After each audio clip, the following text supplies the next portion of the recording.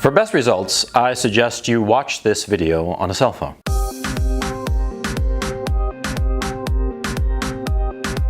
Stop me if you've heard this story before. There's this buddy of yours, and he's dating this girl. And your buddy's a great guy. And his girlfriend, she's fine. She's a lovely girl. And they're dating for a year or so, and they break up for whatever reason. And your friend comes over once in a while, and he moans and groans, and the usual kind of breakup situation, right? And then a few weeks pass, maybe a couple of months, and you hear through the grapevine that your buddy and his girlfriend are back together. Oh, great, you think to yourself. And then, a month or two or three or four pass, and you hear that they broke up. And then after that, you hear that they're back together again. And then you hear that they broke up once more. And this cycle goes on, 3, 4, 5 times, 6 times, 7, 8, 9 times, a couple of years.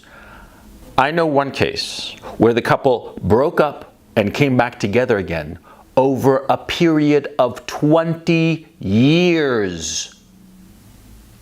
20 years. I wish I were kidding. I'm not. It's some people that I knew in college. They broke up and came back together over a period of 20 years. They never saw anybody else during that period. They kept on breaking up, and they'd go up to almost a year without being together, and then they'd come back together. They eventually got married, and here's the kicker. They got married and then divorced within a year.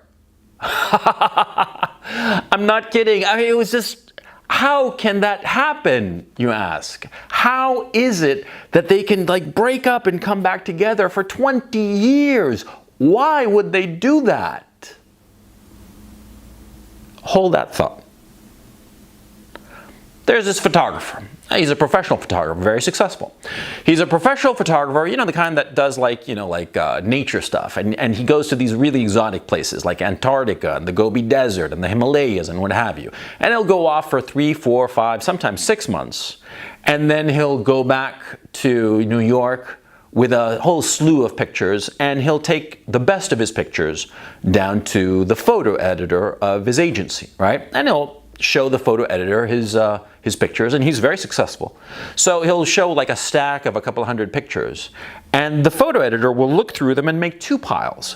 One is a pile of pictures that the photo editor thinks are just not sellable, that for whatever reason, and he'll set them aside. And the other stack is a stack of the pictures that he thinks he can sell, right? And that stack is usually much bigger because this guy is a pro. He's very good at his job, right? And you see, there's this one picture that the photographer takes, right? It's of a mountain. And there's nothing really special about the picture, right? And so he shows it to the photo editor, and the editor looks at it, and it's not a big deal, so he sort of rejects it, right? And then 6 months later, he comes back with a totally different set of pictures. The photo editor looks through the stack, and there's the same picture of the unremarkable mountaintop, and he sets that one aside. And this happens 3, 4 times. And finally, by the 5th time, the photo editor takes the mountain picture, and he shows it to the photographer and says, why do you keep showing me this picture? I've rejected it before. It's not very interesting or remarkable. Why do you keep showing me this one? And the photographer sort of sheepishly scratches his head and says, well, that picture, I had to climb to this other mountaintop to take it. And it was such a huge hike, and I had to spend the whole night there, and I finally took the picture just when the light was right, And it was such a hard picture to take. That's why I keep showing it to you. Another story. There was this guy during the Depression. His name slips my mind. He was a big-time investor.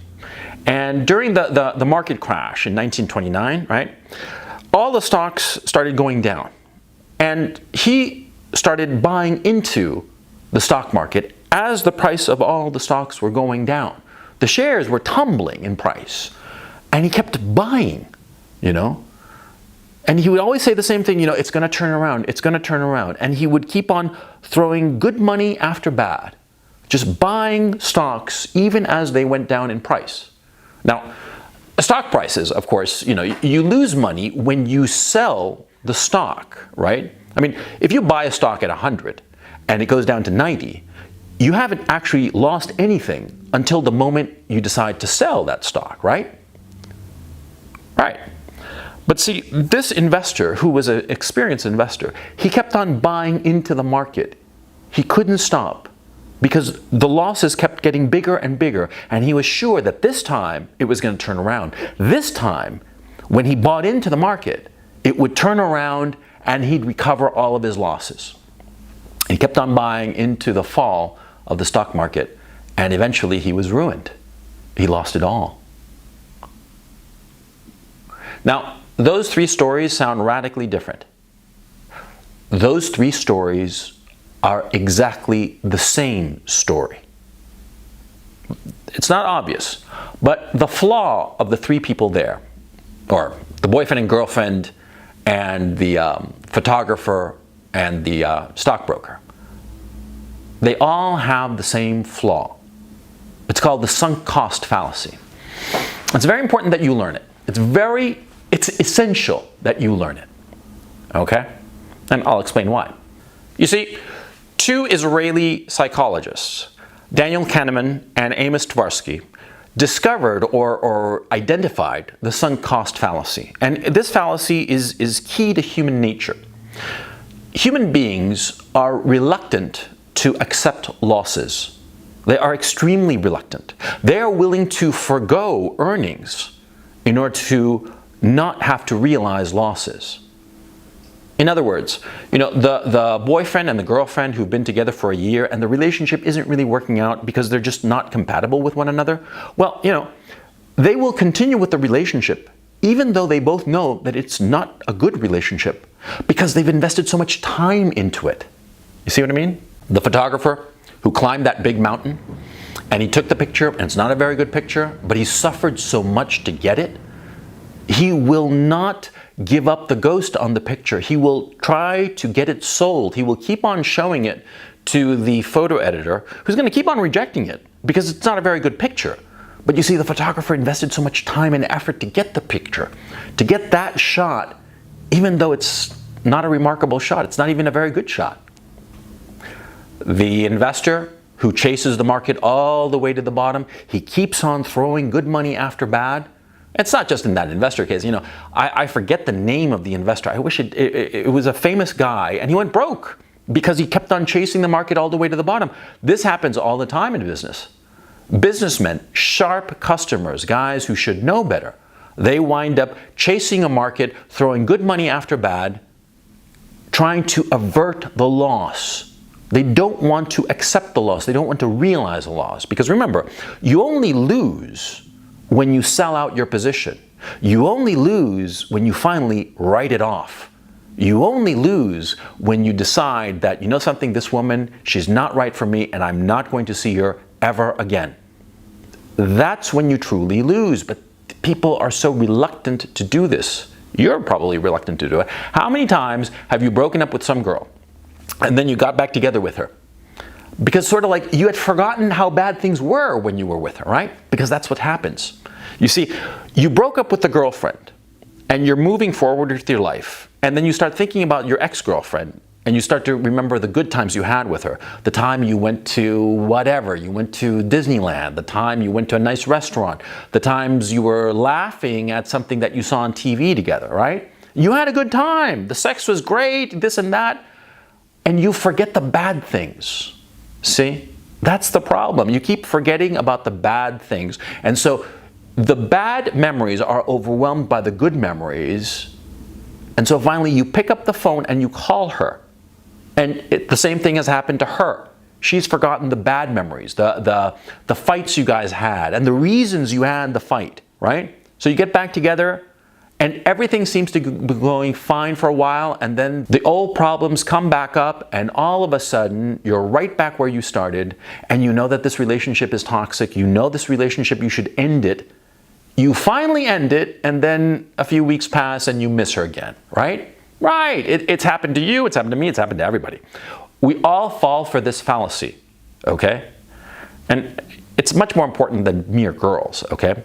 It's your life. Because if you were to dissect the lives of people who have had shitty lives, you will discover that most of them, they had shitty lives and didn't amount to much and didn't do much with their lives because of the sunk cost fallacy. Because you know what it's called in regular language? It's not called the sunk cost fallacy. It's, oh, well, I fell into a rut. And the rut lasted 40 years. That happens all the time. Let me tell you another story. Do you know guys who live at home with the parents in the basement, right? And they live there and they've got a crappy job and they've got all this debt because of the student loan situation and whatnot. And they live with their parents and it's a shitty existence, but they stay.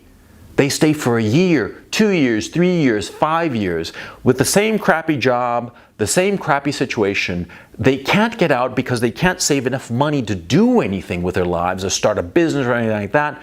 They dream about the things that they're going to do, but they never do any of them because they say, oh, well, I'm stuck in a rut. No, they're not.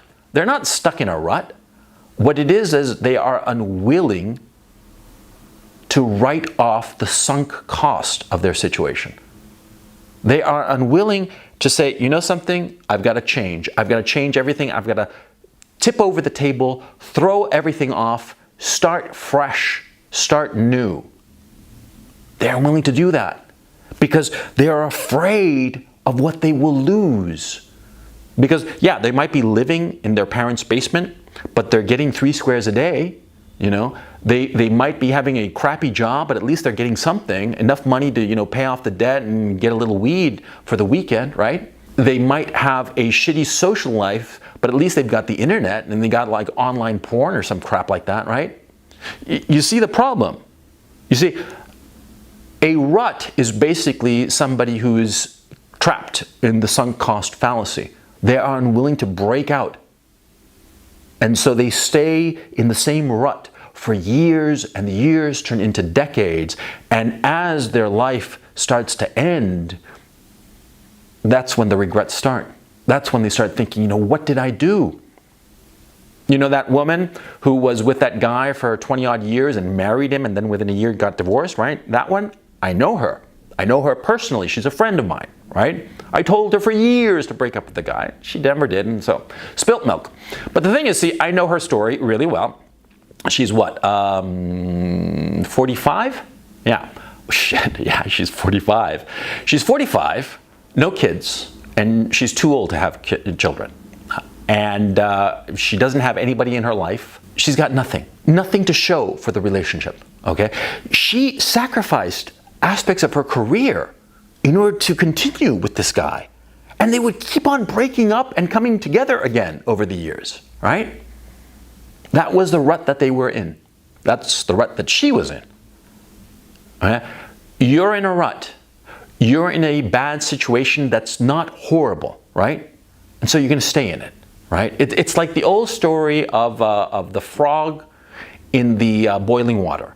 If the water is boiling and you toss a frog in, the frog's going to leap right out. But if you put a frog into cold water and start turning up the heat, that frog is going to stay there. The frog is going to stay there. He's not going to jump out. The frog is going to be boiled alive without complaint. Don't let that happen to you. If you ever feel that you're in a rut, if you ever feel that things are just shitty and that you're stuck, what you have to do is break out. Don't worry about what you break. You break up with the life that you have, you break up with the bad girlfriend, you break up with whoever, whatever situation, break up. Break up is hard to do because it's comfortable and soothing to continue in a static situation. It's comfortable and nice. It makes you feel good to have that stability, even if it's a shitty stability. Even a shitty stability is preferable to change.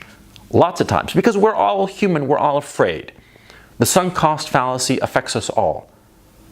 And I'm not going to lie, there have been lots of times when I've been stuck in a static situation and it was miserable, but it was not miserable enough for me to want to change. I needed some outside input, some outside spike up my ass to get me going and to break out of the rut that I was in. But it's happened to me. It's happened to everybody, okay? But once you identify that you are in such a rut, once you identify that you are stuck in a miserable, static situation that is not miserable enough, then you have to change. Don't fall for the sunk cost fallacy. I'll leave a couple of links below to some books that I've read that I think are pretty good that can help you out. The Michael Lewis book is actually pretty good because it sort of like explains Tversky and Kahneman and what they were doing and the key insights that they had, right? That's a great book to start with. There are other books, but the point I'm trying to make is, see, identify what the problem is. Think about that couple that kept up breaking up and coming back together again for 20 odd years. Think of the photographer showing the crappy picture and hoping that this time the photo editor would like it. Think of that investor who threw away all of his fortune because he was afraid to take the loss. Think of these people. They all had the same story, and I'm sure it's a story that you're suffering. If you haven't suffered it yet, you will, believe me, because we all have this problem at one point or another. You have to learn to identify it and break out of it, because if you don't break out of it, you will watch as your entire life vanishes.